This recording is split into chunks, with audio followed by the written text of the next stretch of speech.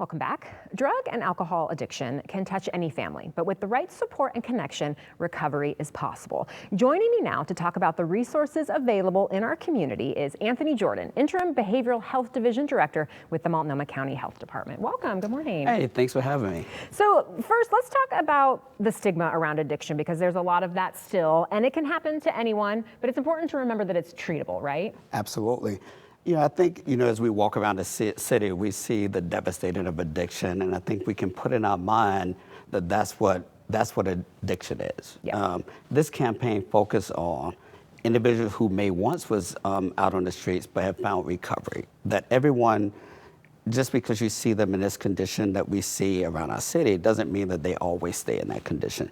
So what we're trying to do in this Recovery Takes community is really to offer a different perspective about addiction. Often these kind of stories are incomplete. They're not a complete picture of what addiction and recovery is all about. Yeah, and like you mentioned, the addiction part of it is sometimes so obvious on the streets, but the recovery part is not. That's Right. what you don't see. Absolutely. Yeah. And I think that those are the stories that I think if we can put more of those stories out, it offers hope and to the people who are suffering, and also family members who got people in active addiction. Yeah. So that's what our goal is. Yeah, and let's talk about addiction and why it's important to reframe the conversation as a health condition rather than a personal failure.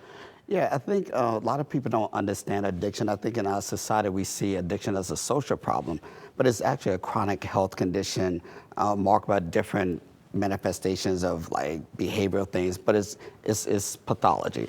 And everyone, and I think what we have in our society is that we think that everyone who drinks is going to have a substance use disorder, which is not true. What we're talking about is someone who has problems associated with these substances. And what we have a tendency to do in our society is compare like people who don't have a problem and those who do. And it's a whole bunch of science behind why some people have substance use disorders and some don't. In our video, you'll hear some of those people who really focus on they didn't want to continue to use, and even when they had negative consequences. And that is one of the signs of people with substance use disorder, is that they continue to use even with negative consequences. And so those are the people we're focused on in our campaigns. Yeah, and I think we maybe have saw it in the video, but let's talk about some of the stats here in Oregon. 1 in 5 Oregonians have experienced addiction. Absolutely. Yeah. And I think that people don't recognize that because I think one of the things that we need to like really truly understand is that addiction is prevalent even when we don't see them, even when we don't see them on the streets. Everyone that I've run into have someone in their family that's been impacted by drug use. And I always think, and one of the things that people focus on is this a very difficult time to recover. It's sort of like I talk to people about, it's like if you was trying to lose weight, and everybody tried that before. And you go a little ways and you try, but there's always that trigger thing, that burger or whatever that thing is for you, and you return back to sort of that weight gaining.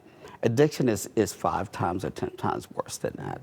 So we have to have some compassion about what addiction is and what it's not. And I think it's a struggle for people to truly understand how devastating, how strong addiction is in our society. Right. Let's talk about how community and connection play a role in recovery. Which is my fun part. That's the things I like to do.